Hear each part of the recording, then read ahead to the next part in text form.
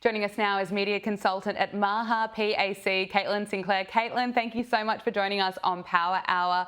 I mean, the leftist media have been exposed again for their hypocrisy. All these outlets called Elon Musk a Nazi or claimed that he was doing a Nazi salute, but now a Democrat Senator, Cory Booker, has been caught out doing the exact same thing, and we hear nothing. Are you surprised?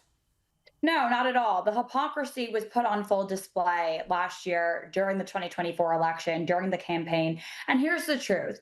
Neither Elon Musk nor Cory Booker, who's the Democrat that was being accused of the Nazi salute, neither of them are Nazis. And that is not what this story is really about. To me, the story is really about the hypocrisy, what the media refuses to touch on, which is the blatant and exhausting double standard that exists for conservatives versus Democrats. Of course, when someone like Elon Musk even so slightly said that he was MAGA or supporting the conservative movement, they launched an entire campaign against him. But when a Democrat does something that would have destroyed somebody on the right, they look the other way.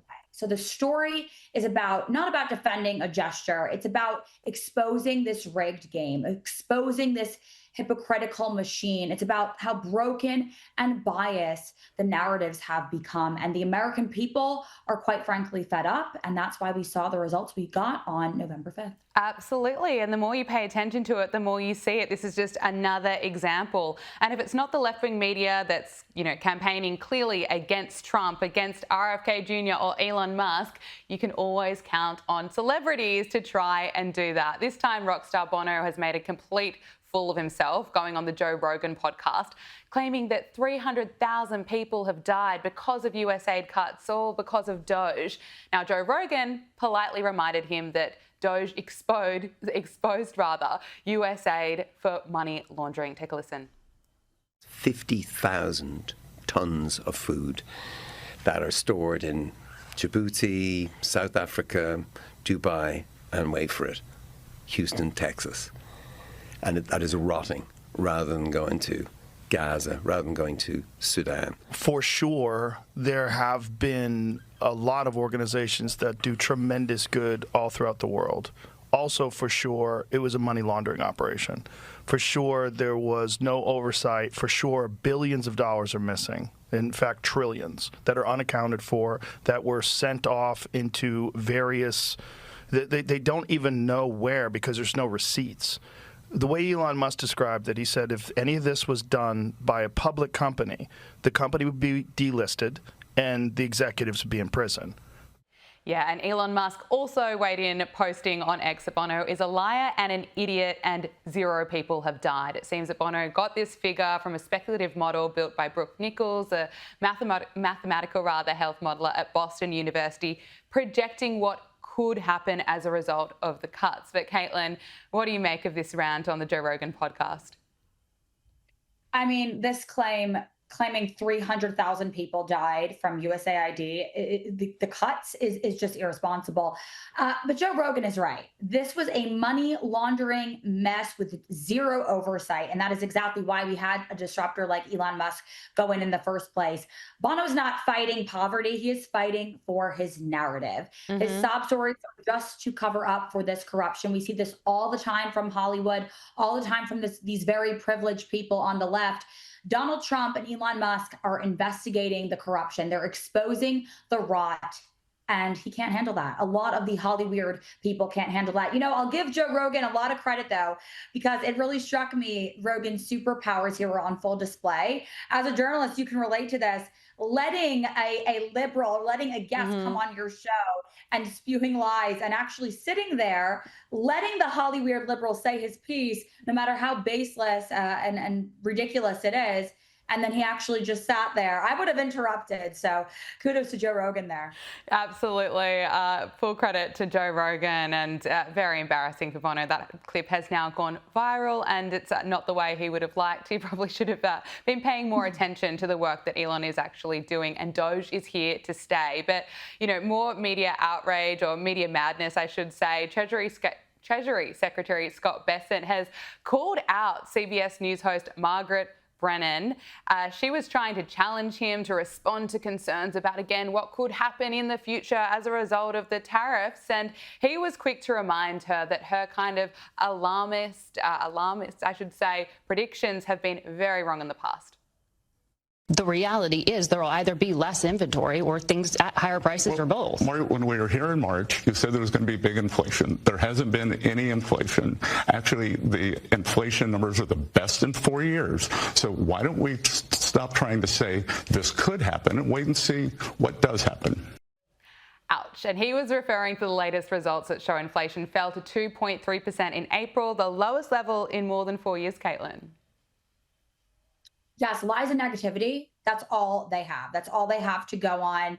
And I think they were having such bad Trump derangement syndrome. And now it's almost like they're having Trump withdrawal. They constantly need to talk about what he's doing wrong, make things up. And for years, we had to listen to the media tell Americans to live with this fantasy of Bidenomics, doing well, being something for all Americans, promising us that inflation was transitory, that reckless spending was actually a good thing for our pockets. And now the economy is in great shape and families can actually put food on the table or have a chance of that. They're scrambling to explain why Donald Trump's return to America First policies is actually working, why tough tariffs and energy dominance and smart deregulation is actually working. They're struggling. They have nothing else to run on, nothing else to spew except lies and negativity. Inflation is failing because we're putting our country first. And that is exactly what Donald Trump promised the American people. Yeah, and they are failing to cover the good news. But failed vice presidential candidate Tim Walz has shared his words of wisdom. That's one way of putting it, because he can't seem to come up with anything original. So he, of course, rehashes this narrative that, of course, Trump is a dictator and tells his audience that they should step up and bully the S out of him. Called out on this because I called Donald Trump a wannabe dictator. It's because he is. It's because he is. Oh. The governor's being mean and the governor's speaking out on that. Well, maybe it's time for us to be a little meaner. Maybe it's time for us to be a little more fierce. You bully the shit out of him back. You push back. You make sure they know it's not there. Caitlin, I can't even watch him. You know, I thought it was bad during the election campaign. It appears he's maybe even getting worse. But, you know, his kind of message now that the Democrat Party should be getting meaner. They're struggling so much at the moment. Is that going to help them?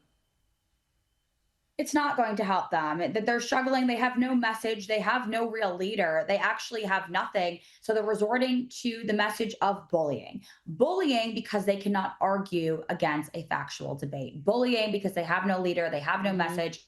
They have nothing to run on. The Democratic Party is so lost right now. But my question for Tampon Timmy over there is, what men is he actually encouraging to go out and be mean to Donald Trump and bully Donald Trump? Because I'm pretty sure Donald Trump won in droves when it came to young men, millennial men, older men, alpha men. So if he's speaking to the beta males, I don't know how strong they're going to be at going to bully someone like Donald Trump and the truth. So I wish them luck there. Yeah, good luck to them. Now, I want to talk to you about health because RFK Jr. met with Argentina's President Javier Milei, and both leaders reaffirmed their plans to withdraw from the World Health Organization. RFK Jr. posted an image of the two leaders with the message, "I had a wonderful meeting with Argentina's President Milei about our nation's mutual withdrawal from the WHO and the creation of an alternative international health system based on gold standard science and free from totalitarian impulses, corruption and political control." And Milei's government also blasted the WHO for what it called a failed COVID response, and he's not wrong there, and claims that they're not based on science but on political interests and bureaucratic structures that refuse to review their own mistakes. Now, the US is scheduled to officially withdraw from the World Health Organization in January next year. But talk to us about this alternative health system that RFK Jr. mentions. It's obviously in its formative stages, but what's it going to look like? I I think what it's going to look like is what so many Americans have been longing for, right? I think the American people have been asking the question for some time now, what is the WHO anymore? It, quite frankly, RFK Jr. exposed this, is a bloated, out of touch bureaucracy that pushed endless lockdowns over our people, lockdowns over real science, and funneled billions of dollars into their political agendas, into their back pockets for personal and political gain. So the real scandal here is our taxpayer dollars were funding all of that, wrecking economies with zero accountability. And take Argentina, for example, 400 plus days lockdown, small businesses crushed, freedom destroyed, stripped from the American people, any of their rights were stripped away. This was all under the WHO's watchful eye. So I think this new alternative is going to hold these global health elites to the test.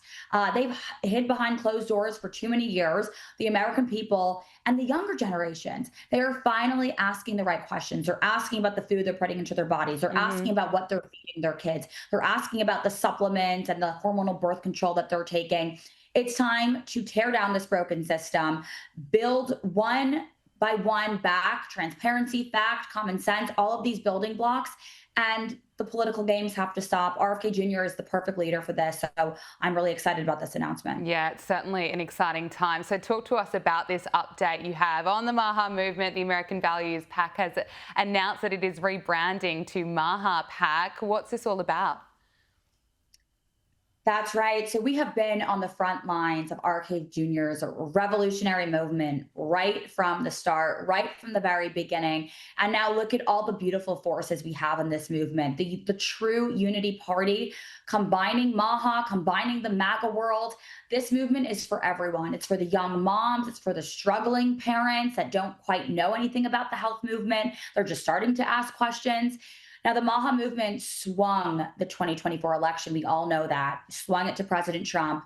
Now, we at the MAHA PAC are now committed to swinging the 2026 midterms to Republicans who will help advance this agenda. We need to help push forward all of Kennedy's promises for the MAHA agenda. So the 2024 campaign, for all your viewers out there, was just the beginning. Today and moving forward is where the true MAHA revolution begins. So again, so excited for this announcement, a lot in store, and I hope your viewers come with us. Caitlin, congratulations. I can't wait to see where this goes, and you'll have to keep us updated in the coming months and years ahead, as this is just a movement, as you say. But Caitlin Sinclair, thank you so much for joining us on Power Hour. Thank you.